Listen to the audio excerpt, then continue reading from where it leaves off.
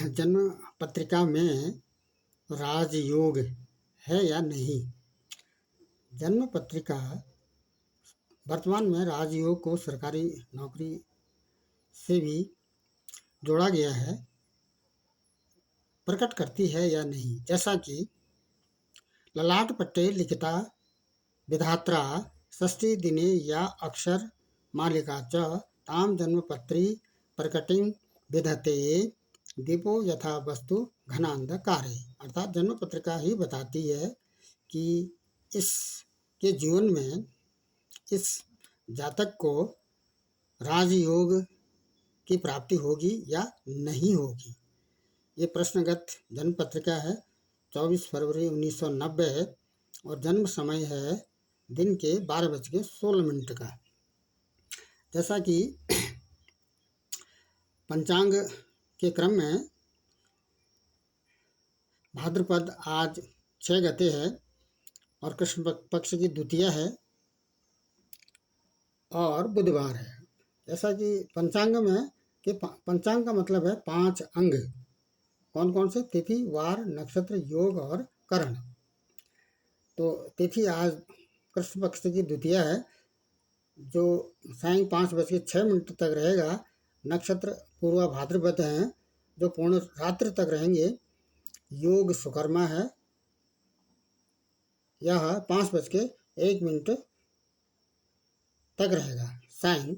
और करण का पहला चरण है तैतिल जो 6:49 में गत हो जाएगा। उसके बाद गर करण प्रारंभ हो जाएगा। आज दिशाशूल है उत्तर और नक्षत्र शूल है दक्षिण और अग्निवास है पाताल और चंद्रवास है पश्चिम। चंद्रवास पश्चिम है। शिववास पहले चरण में देव सभा है और उसके बाद दूसरे चरण में क्रीड़ा स्थल में है। और कुंभ चक्र आज 15 नंबर आता है जो उत्तर दिशा में है। जैसा कि दैनिक रूप से भी बार बार इसको कहा जाता है। सूर्य सिंह राशि में 15 डिग्री 37 कला गत कर चुके हैं और पूर्वा फाल्गुनी नक्षत्र में है। यह 11वें नंबर की राशि, 11वें नंबर का नक्षत्र बैठता है। और चंद्रमा कुंभ राशि में है, गोचर कर रहे हैं जो 22 डिग्री 16 कला गत कर चुके हैं। पूर्वा भाद्रपद नक्षत्र में गोचर कर रहे हैं जो 25वें नंबर का नक्षत्र है। तो इन दोनों के बीच में 15 की संख्या का अंतर है। तो यह शुभ कारक नहीं है मुहूर्त के लिए। केवल यह विचार मुहूर्त के लिए, जैसा कि कुंभ चक्र का विचार भूमि भवन पूजन या गृह प्रवेश में किया जाता है। 6:49 प्रातः का ग्रह गोचर है। सिंह राशि में सूर्य, बुध और शुक्र गोचर कर रहे हैं। केतु कन्या राशि में है और चंद्रमा तथा शनि कुंभ राशि में है। राहु मीन राशि में, गुरु और मंगल वृष राशि में गोचर कर रहे हैं। और ये प्रश्नगत जन्म पत्रिका है। इस प्रश्नगत जन्म पत्रिका में बाहर से देखने पर इसके आंतरिक पहलुओं में कौन सा नक्षत्र के क्या पहलू हैं, या इसमें या ग्रह शरीर चक्र क्या है, या इसमें अरुधा क्या है, इन सब पर विचार न करते हुए ये बाहर से देखने पर, केवल एक दृष्टि जन्म पत्रिका में डालने पर यह जन्म पत्रिका राजयोग दिखाती है या नहीं दिखाती है, इसी पक्ष को, इसी पहलू को स्पष्ट किया जाना है। ये समय जन्म समय है और वृष राशि का लग्न है और वृष राशि का लग्न में वृष राशि है और इसकी जो जन्म की राशि है वह मकर राशि है, क्योंकि चंद्रमा जन्म के समय पर मकर राशि में गोचर कर रहे हैं और यहीं पर चंद्रमा, बुध, शुक्र और राहु भी गोचर कर रहे हैं। मंगल और शनि धनु राशि में है, सूर्य कुंभ राशि में गोचर कर रहे हैं और गुरु रेट्रोग्रेड ग्रेड चल रहे हैं जो मिथुन राशि में गोचर कर रहे हैं और केतु कर्क राशि में है। जैसा कि इस जन्म पत्रिका में अनेक प्रकार के दोष भी हैं, अनेक प्रकार के दोष भी यह जन्म पत्रिका दिखाती है, लेकिन इन दोषों का नाश करने के लिए इस जन्म पत्रिका में एक विशिष्ट योग बनता है जो लग्नेश त्रिकोण में दिखाता है।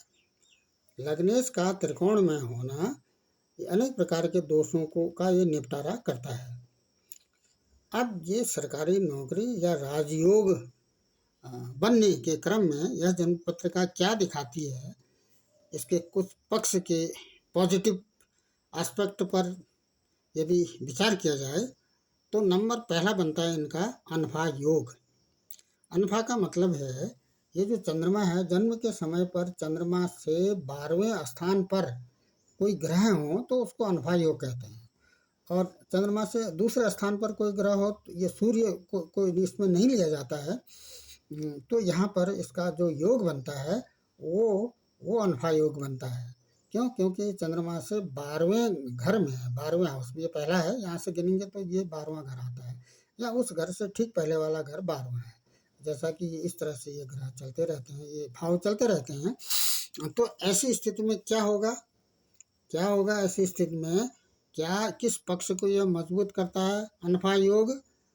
यह मजबूत करता है, शनि भी है यहाँ पर, एक तो शनि है और दूसरा ये मंगल है। शनि क्या दिखाएगा?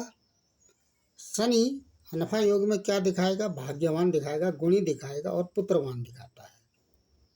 और मंगल, जैसा कि यह जन्म पत्रिका दिखाती है कि यह जातक काफ़ी क्रोधी है, तो ये दोष तो दूर हो गया है शुक्र से, लेकिन मंगल यहाँ पर हैं तो क्या इससे होगा? मंगल के होने से क्रोध द्वारा शत्रु को साध्य करेगा। ये क्रोध से शत्रु का नाश करेगा, शत्रु को साधने की इसमें क्षमता रहेगी। दूसरा है लग्नेश त्रिकोण में है और मित्र राशि में है और मित्र ग्रह के साथ है, शुभ भाव में है, तो ये अनेक दोषों का नाश तो करेगा ही साथ यह राजयोग भी दिलाएगा। अब इस जन्म पत्रिका देखते हैं, यहाँ पर शुक्र हैं, ये 9वें भाव में है, ये भाग्य भाव भी कहा जाता है, धर्म भाव भी कहा जाता है, और ये शनि के 10 नंबर की राशि मकर राशि है, ये शनि की राशि है। शुक्र और शनि में आधी मित्रता है। ये बुध इसके मित्र के साथ है, हालांकि यहाँ पर चूंकि यहाँ पर राहु भी है, लेकिन शुक्र यहाँ पर शुभ ग्रह के साथ हैं। बुध और चंद्रमा शुभ ग्रहों की श्रेणी में लिए गए हैं। तो ऐसी स्थिति में यह राजयोग यह जन्म पत्रिका प्रकट करती है त्रिकोण में होने से। शनि गुरु की राशि में है तो भी इसको राजयोग की प्राप्ति है, सरकारी नौकरी इसको मिलनी है। क्यों मिलनी है? क्योंकि शनि गुरु की राशि में है।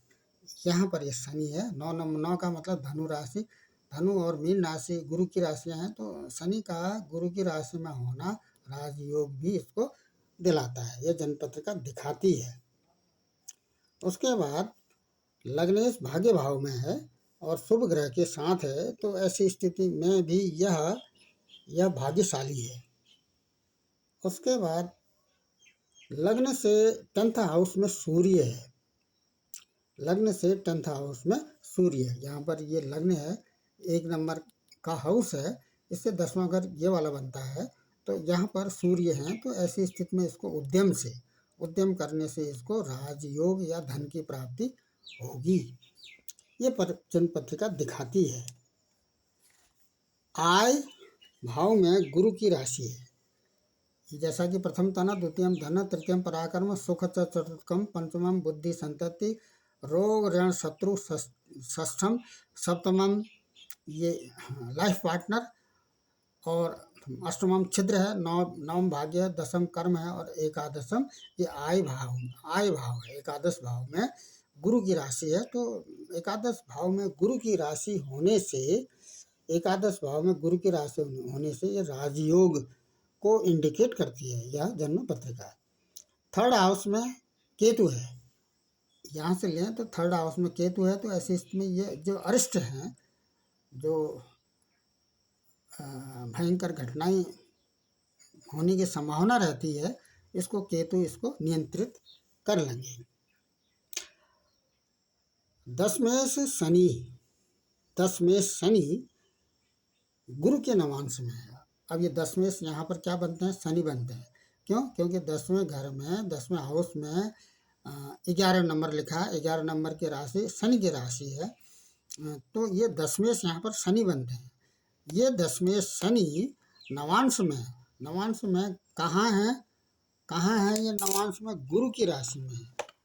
ये नवांश में है गुरु की राशि में, जैसा कि इसी जन्म पत्रिका ये नवांश पत्रिका है। तो शनि किसके राशि में है, गुरु की राशि में, और गुरु के साथ भी है, गुरु की राशि में भी है, गुरु के साथ भी है। तो ऐसी स्थिति में भी इनका राजयोग का बनना निश्चित बताती है जन्म पत्रिका। और ये ज्ञान से आजीविका की प्राप्ति इनको होगी, ज्ञान से भी आजीविका की प्राप्ति होगी। 11th हाउस में मंगल की दृष्टि भी है, तो इनको आभूषण तो प्राप्त होंगे, लेकिन अब ये रहेंगे या नहीं रहेंगे ये दूसरा पक्ष है, और इनकी बुद्धि निर्मल होगी। क्या मतलब है इसका? किसकी दृष्टि है, कहाँ पर किसकी दृष्टि है? 11th हाउस में, जैसा कि आय का भाव है, यहाँ पर मंगल की दृष्टि है। मंगल की 3 दृष्टियाँ होती हैं, जैसा कि सौम और जौ कई बार कहा गया है। मंगल की 4, 7 और 7वीं दृष्टि तो सभी की होती है, और ये 8वीं दृष्टि भी, और 1, 2, 3 चौथी दृष्टि मंगल की यहाँ पर पड़ती है। तो ये आभूषण इनको जातक को प्राप्त होंगे,